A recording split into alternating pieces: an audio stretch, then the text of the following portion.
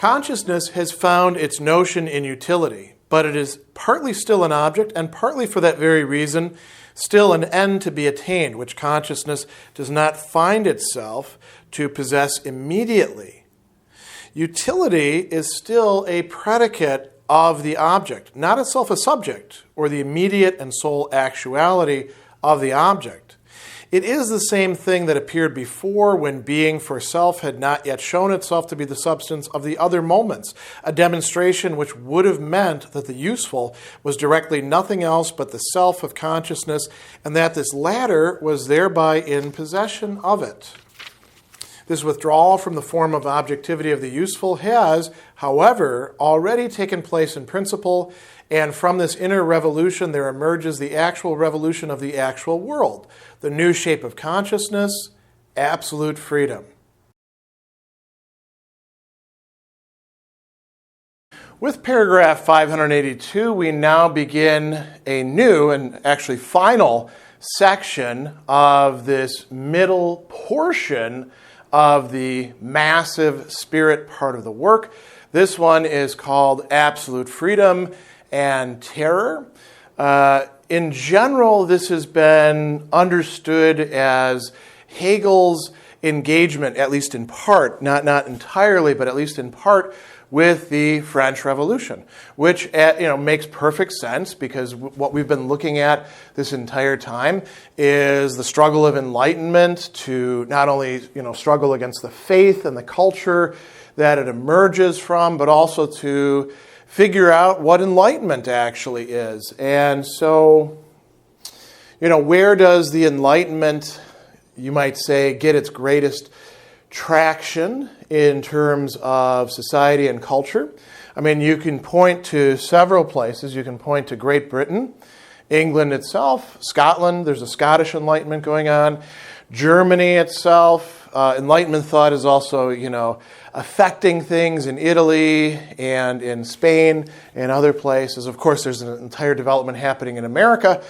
But France is really where the rubber meets the road in the most important way, in a way that is affecting Hegel's own time. He is writing this in the midst of the Napoleonic Wars, when the French Revolution has been going on now for, in effect, more than a decade, and new shapes of governance, if not necessarily of consciousness, have developed in the process.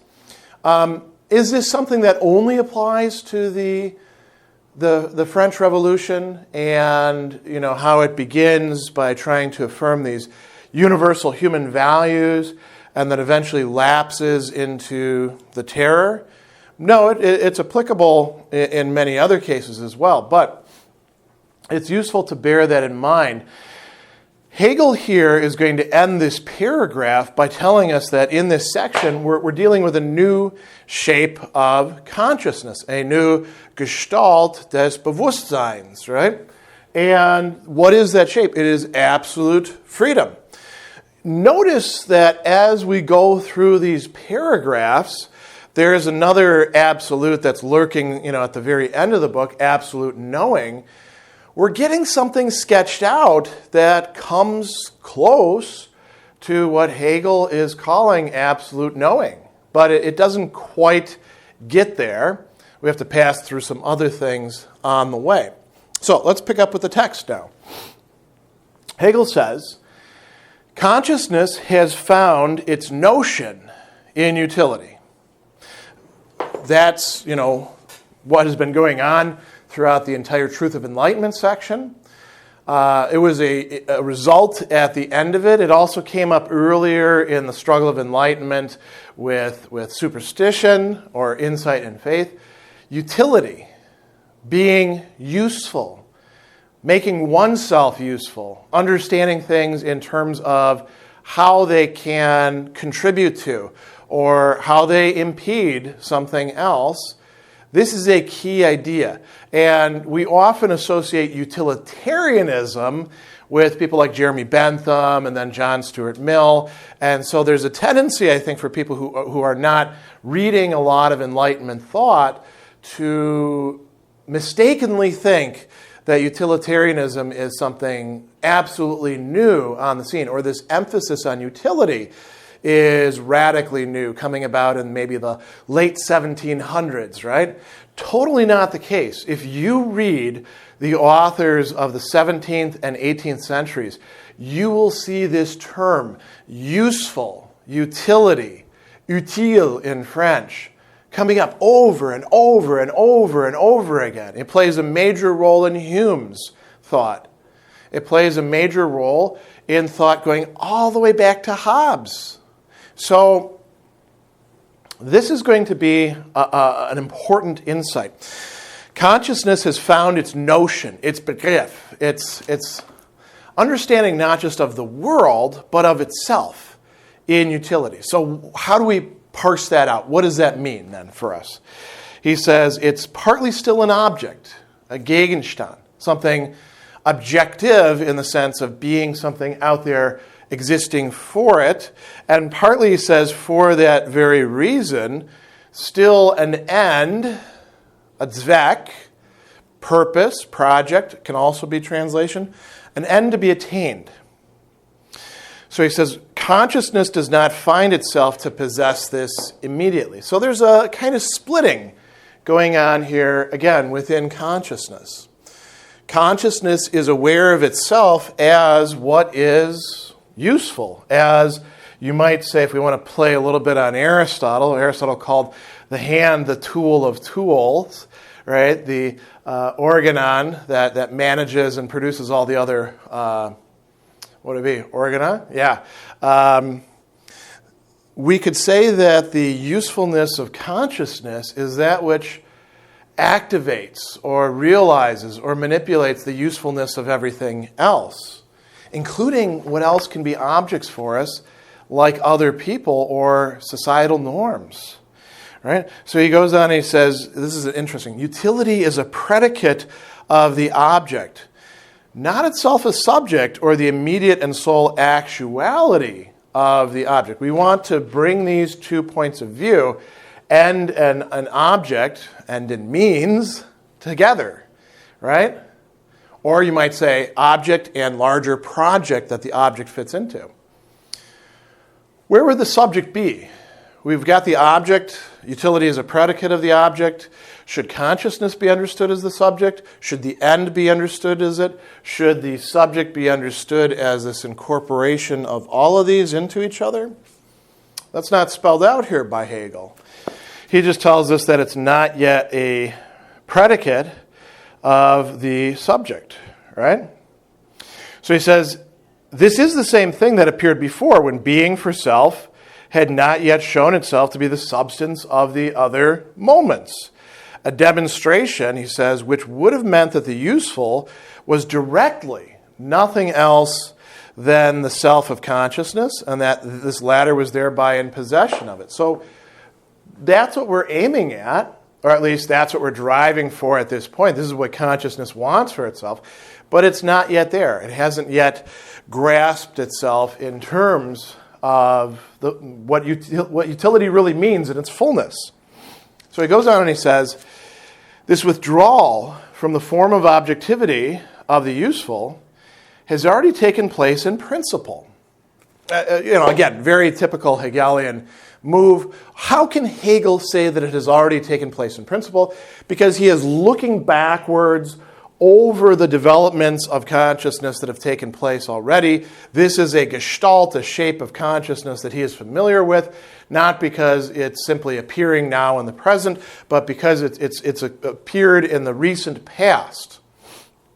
So he tells us that there's 2 revolutions, 2 changing of things.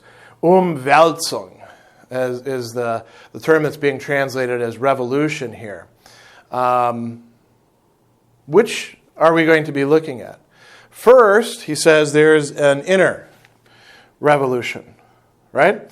From this inner revolution. What inner revolution? The fact that the meaning of utility has become, for the consciousness, opened up. It started to grasp this. But this has to be made actual. This has to be made worldly. This has to be injected into society. He says there emerges an actual revolution of the actual world, a new shape of consciousness. So the new shape of consciousness, absolute freedom, doesn't actually arrive on the scene until the social conditions make it conducive for it. They allow for it. Now, how is this going to play out? That's what we have to see in the next 13 paragraphs comprising this short section. In fact, what we have here is no more than an empty show of objectivity separating self-consciousness from possession. For partly all existence and validity of the specific members of the organization of the actual world and the world of faith have, in general, returned into this simple determination as into their ground and spiritual principle. Partly, however, this simple determination no longer possesses anything of its own. It is rather pure metaphysic, pure notion, or a pure knowing by self-consciousness. That is to say, of the being in and for itself of the useful qua object, consciousness recognizes that its being in itself is essentially a being for an other. Being in itself as devoid of self is in truth a passive self, or that which is a self for another self. The object, however, exists for consciousness in this abstract form of pure being in itself. For consciousness is pure insight whose distinctions are in the pure form of notions. But the being for self into which being for another returns, that is, the self, is not a self belonging exclusively to what is called object and distinct from the I. For consciousness, qua pure insight, is not a single self which could be confronted by the object as equally having a self of its own, but is pure notion, the gazing of the self into the self, the absolute seeing of itself doubled. The certainty of itself is the universal subject, and its conscious notion is the essence of all actuality. If, then, the useful was merely the alternation of the moments, an alternation which did not return into its own unity, and hence was still an object for knowing, it now ceases to be this. For knowing is itself the movement of those abstract moments. It is the universal self, the self of itself, as well as of the object, and as universal is the self-returning unity of this movement. In paragraph 583, Hegel is going to use the term metaphysic to describe what's going on here, and that's well worth dwelling on. And it's just a transliteration of the German Metaphysic, which is, of course, coming from the traditional word for metaphysics, long established by that time. Why is Hegel invoking that? He brought that up a little bit earlier in the previous section. Why is he making that central here in telling us that what we've got here is a pure metaphysic, a pure notion, or a pure knowing by self-consciousness? So before we go into the text, let's dwell a little bit on what we mean when we're using this term metaphysic. And it covers a lot of ground, in part because there isn't just one single conception of what metaphysics is. As a matter of fact, Heidegger later on is going to point out to us that there's a whole series of epochs, and we don't have to buy totally into his narrative that he's giving us there in order to see what's actually good in it, which is that we can say, well, in this philosophy or movement or way of thinking about things, in this, if we want to use Hegel, shape of consciousness, being, capital B, is understood by reference to this range of beings, lowercase b, that are operating as a kind of a paradigm. We might think about our contemporary approach to technology as involving a kind of metaphysic that is different than a metaphysics that focuses on organic things and their natural growth, or perhaps we can bring them together. A metaphysic, in its original sense, means going beyond the sensible world of change. It doesn't mean that there isn't any change in the metaphysical realm, say the way Plato might have thought, but it's not going to be exactly the same as what we're seeing out here in the actual world. A metaphysics provides a kind of intelligibility to the grounding of that which goes beyond the phenomena. So is that what Hegel means by a metaphysics here? I think yes, that's pretty close. He's talking about something, we've already seen this, in the previous discussions. We have the world of culture, and already that world is not just a simply natural world, a world of phenomena. Ideas are playing a major role in it. Moral values are playing a major role. And then we get something, eclipsing that, transcending that world, and also still remaining in contact with it. These twin siblings, faith and enlightenment, both of which are forms of pure thought. We move beyond that, and the truth of the Enlightenment was utility. So utility, as opposed to being something that is merely this worldly, as we often represent it to ourselves, there is a metaphysic behind it, underlying it, according to Hegel. And it's one that takes on, you might say, historical weight, almost like a snowball, taking a good century, the century of the Enlightenment, to attain its full weight and velocity. So we're going to come back to this in a moment. He says, let's look at the text. He says, what we have here is no more than an empty show of objectivity, separating self-consciousness from possession. Looking at the problematic of the earlier paragraph. What is it also separating consciousness from? Possession, the end, the Zweck, the purpose. So there is a kind of splitting going on there.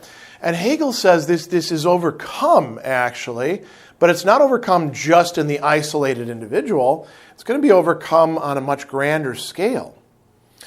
So he says, all existence, existence is fine, bestehen, right? All existence, all actuality, all being established, all bestehen, all existence and validity, Geltung, right? All worth, all it mattering, of the specific members of the organization, the Gliedern, we could say elements if you like, we can say aspects, whatever you want to say. All the specific members of the organization of the actual world, the wirkliche Welt, and the world of faith, geglaubte Welt here, the world that, you can call it the world of faith, the world that is believed in, the world to which we give credence. So this could go beyond just the shape of consciousness of faith. Enlightenment itself has its belief, as we've seen in the critique that faith was able to give of enlightenment and enlightenment of itself. So he says, all existence and validity of the specific members of the organization of the actual world and the world of faith have returned into this simple determination as into their Grund, foundation, and their spiritual principle. So everything that's been going on in society, all this sort of seemingly chaotic dynamics that led us into what looked like impasses and then, led to new realizations, at least on the part of some, many people remaining mired in that, and then introducing new shapes of consciousness, like the one that we're working with now, where utility is the centerpiece. These are all becoming part of one big system. They're being brought together into a unity. Like it or not, understand it or not, they don't really have much of a choice about it, because they're not where the initiative, as far as spirit goes, resides. So he goes on and he says, partly, however, this simple determination, right, the simple determination that they're being returned into, no longer possesses anything of its own. Now here that's an interesting thing to say. It is a pure metaphysic, so it doesn't possess anything of its own, right? Pure notion, pure Begriff, or a pure knowing of Wissen, right, in this case, right, a pure knowing by self-consciousness, Selbstbewusstsein. Are all these the same thing? Is a metaphysics the same thing as a notion, the same thing as a pure knowing by self-consciousness? The answer is sometimes yes. And in this case, these can be understood as synonyms, but don't take them as synonyms just across the board. So he goes on and he says, now here we get these categories, right? The being in and for itself of the useful qua object, consciousness recognizes, now look, it's splitting apart the being for self and the being in itself. It recognizes that its being in itself is not as intrinsic as it would like it to be. Why not? Because if it remains just being in itself, it can't really be what it's supposed to be. Again, think, what is self-consciousness? Self-consciousness does not exist by itself. It exists in relation to an other who has to be an other self-consciousness. So Hegel here tells us that consciousness recognizes its being in itself is essentially being for an other. My being, what I am in myself, is contingent upon my being for an other. Who's that other? You're that other. Somebody else watching this is also that other, and they are an other to you as well as to me. We can also talk in terms of sort of a generic other. This might be viewed and talked about long after you and I are dead. There's other others yet to come. So this is part of the very structure of consciousness, as we saw in the self-consciousness section. We never leave that totally behind for Hegel, right? We can never get away from that. The best that we can do is somehow incorporate my relation to the other so it's not simply antagonistic and we go all the way back to the master-slave dialectic. There's no worry about that here at this point, though. So the being for another. He says, being in itself, devoid of self, is in truth passive, or that which is a self for another self. And then he says, the object, however, exists for consciousness in this abstract form of pure being in itself. What's the object? The object is utility again, right? So he says, consciousness is pure insight whose distinctions are in the pure form of notions. Now here we get the important transition. The being for self, into which being for an other returns, Hegel says. It's not simply that my being in myself, being in itself of what it is to be this guy, is just turned into something that is for an other. It returns to me as my being for self. So what we have here is a relation to the other that is not just antagonism, not just competition. We are providing each other with the meaning of who we are within actual society in terms of usefulness. I am useful for you, you are useful for me, we are useful for the larger whole. So he goes on and he says, here we go. The being for self into which being for another returns, the self is not a self belonging exclusively to what is called object and distinct from the I. So he says, for consciousness qua pure insight is not a single self. Consciousness is not just my consciousness or your consciousness or the two of them set up, totally existing on their own, and then only after that having a relation. No, consciousness is bigger than us. We can talk about the consciousness that runs throughout a social group or a society or a world age. Spirit, well, that is what Hegel is calling Geist, spirit. There's a reason he calls it world spirit as well.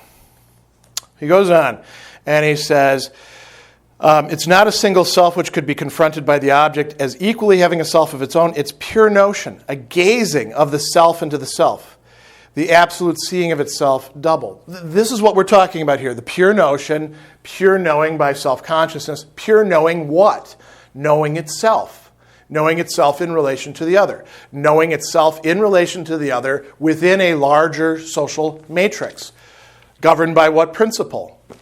Utility, the useful, at this point.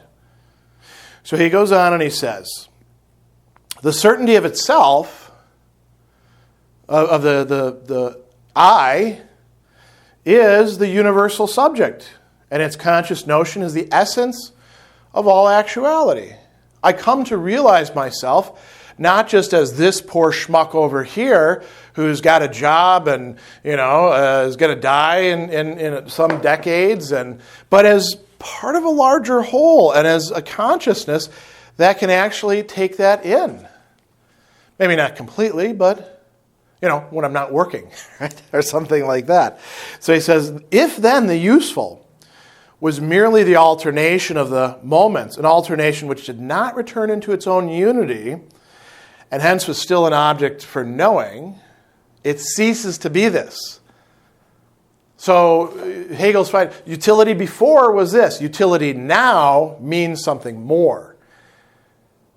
So don't mix them up. Don't, of course, totally dissociate them from each other, because there's an Aufhebung going on here, a sublation, a transcendence and incorporation happening. We're early on, of course, in this section. There's going to be a more tragic end to it. But, we usually begin the sections in kind of either puzzles or optimism, and this is an optimistic one. So he says, knowing is itself the moment of these abstract moments. It is the universal self, the self of itself, as well as the object, and as universal is the self-returning unity of this movement. All of that sounds very good, doesn't it? Sounds like I, as the conscious subject, have the prospect of being able to grasp the totality. Isn't that what the whole Hegelian project has been about this entire time? And better yet, it's not just me, it's also you. You're also the I in this case. So are all the other I's out there. So now we have to see where we'll go from this point.